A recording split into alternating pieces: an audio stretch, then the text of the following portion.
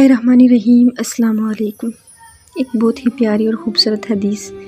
एक शख्स Haris bin Hisham नामी ने हज़रत मोहम्मद सल्लल्लाहु अलैहि वसल्लम से सवाल किया था कि हुज़ूर, आप पर वही कैसे नाज़िल होती है।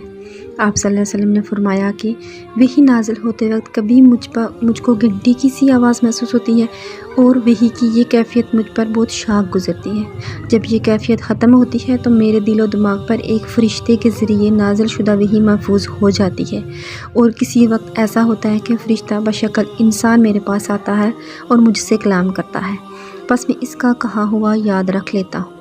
हज़रत आयशा रज़ी अल्लाह अन्हा का बयान है कि मैंने सख्त कड़ाके की सर्दी में हज़रत सल्लल्लाहु अलैहि वसल्लम को देखा कि आप सल्लल्लाहु अलैहि वसल्लम पर वही नाज़िल हुई, और जब इसका सिलसिला मौक़ूफ़ हुआ तो आप सल्लल्लाहु अलैहि वसल्लम की पेशानी सीने से शराबुर थी।